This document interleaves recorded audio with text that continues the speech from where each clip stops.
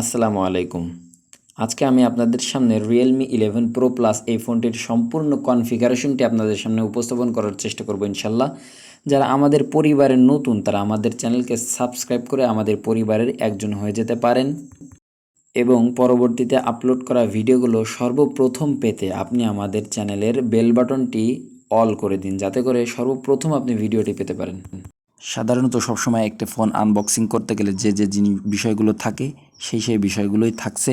আর তাছাড়া রিয়েলমি এত সুন্দর একটা ফোন আমাদের মাঝে কি দিয়ে উপস্থাপন করতেছে বা কি দিচ্ছে আমাদের এই প্রাইজের মধ্যে, সেটা উপস্থাপন করব ইনশাআল্লাহ। ফোনটিতে আপনি 100 ওয়াটের চার্জার পাবেন, সাথে পাবেন একটা টাইপ সি এর কেবল। আর ফোনটিতে চার্জ ওঠাতে সময় লাগবে মাত্র 33 মিনিট। ফোনটি ধরে আপনি অস্থির লেভেলের একটা প্রিমিয়াম ফিল পাবেন। ফোনটির ওজন মাত্র 183 গ্রাম। আর ফোনটিতে পিছনে গ্রিন এর লেদার ব্যবহার করেছে, ঠিক আছে। লেদার সম্পূর্ণটাই লেদার, মাঝখান দিকে যে রেখাটি টানা হয়েছে ওটা দেখতে আসলে সম্পূর্ণ একটা জ্যাকেটের চেইনের মতো। অন্যান্য সব ফোনের মতোই যা থাকছে এই ফোনটিতে। একটা power button, sound button, secondary microphone থাকছে, এখানে একটা স্পিকারও থাকবে, ডুয়েল সিম স্লট, এটা কিন্তু আপনার নিচে ব্যবহার করা হয়েছে, আপনারা দেখতে পারেন। USB type C port, speaker. চলুন তাহলে ফোনটির ডিসপ্লের দিক থেকে একটা চক্কর মাইরা আসি। ফোনটিতে 6.7 ইঞ্চি কার্ভ অ্যামোলেড ডিসপ্লে ব্যবহার করা হয়েছে। শুধু তাই নয়, 120 হার্জ রিফ্রেশ রেট পাবেন আপনি সাথে। রিয়েলমি 10 প্রোতে যে ডিসপ্লেটি ব্যবহার করা হয়েছিল রিয়েলমি 11 প্রো প্লাসেও ঠিক একই সেম ডিসপ্লেটি ব্যবহার করা হয়েছে। এবং এই ডিসপ্লেটি কার্ভ হওয়াতে অনেকেরই এটা পছন্দ হতে পারে, কেননা কার্ভ ডিসপ্লে বেশিরভাগ মানুষই পছন্দ করে। আমি মনে করি এই ফোনটির ডিসপ্লে নিয়ে কারো কোনো অবজেকশন থাকবে না ইনশাআল্লাহ। ফোনটিতে নাইট মোড, হোয়াইট মোড দুইটাই ব্যবহার করা হয়েছে। যদি কারো ভালো লাগে সে নাইট মোড ব্যবহার করবে, আর যদি কারো ভালো লাগে সে হোয়াইট মোডও ব্যবহার করতে পারবে। যারা ভালোভাবে গেম খেলে, যারা মোটামুটি লেভেলের গেম খেলে, তাদের জন্য ফোনটি আমি মনে করি যথেষ্ট ভালো হতে পারে। ফোনটিতে ইন ডিসপ্লে ফিঙ্গারপ্রিন্ট ব্যবহার করা হয়েছে এবং সেটা যথেষ্ট ফাস্ট।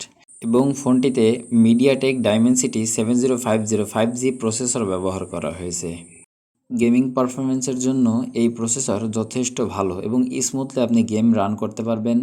শুধু তাই নয়, ফোনটিতে 8GB র্যাম ব্যবহার করা হয়েছে, যেটাকে আপনি বাড়িয়ে 12GB পর্যন্ত করতে পারবেন।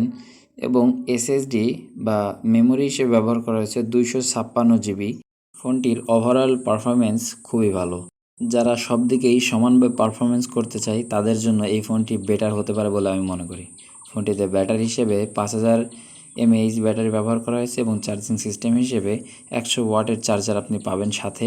এবং রিয়েলমি UI 4.0 ভার্সন। ফোনটিতে প্রথমে আপনি অ্যান্ড্রয়েড ভার্সন 13 পাবেন এবং ফোনটিতে দুইটা সিম স্লট, দুইটাই 5G সাপোর্টেড থাকবে। অ্যান্ড্রয়েড ভার্সন 15 পর্যন্ত পাবেন এবং 3 বছর সিকিউরিটি আপডেট আপনি পাবেন এই ফোনটিতে। ফোনটিতে 200 মেগাপিক্সেলের প্রাইমারি ক্যামেরা ব্যবহার করা হয়েছে, যেটার সাথে আপনি iOS তো পাবেনই। প্রাইমারি ক্যামেরা কনফিগারেশনগুলো আমরা এক নজরে দেখি।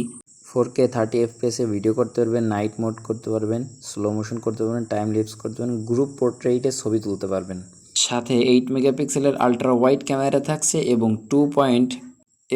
2 মেগাপিক্সেলের ম্যাক্রো ক্যামেরা থাকছে। সামনে থাকছে 32 মেগাপিক্সেলের ক্যামেরা, যেটা দিয়ে আপনি 1080 30 FPS ভিডিও করতে পারবেন।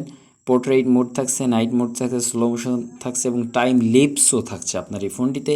এবং রিয়েলমি 11 প্রো হয়তো বা আপনার জন্য বেস্ট একটা ফোন।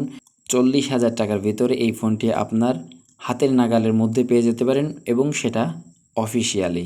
আর সাবস্ক্রাইব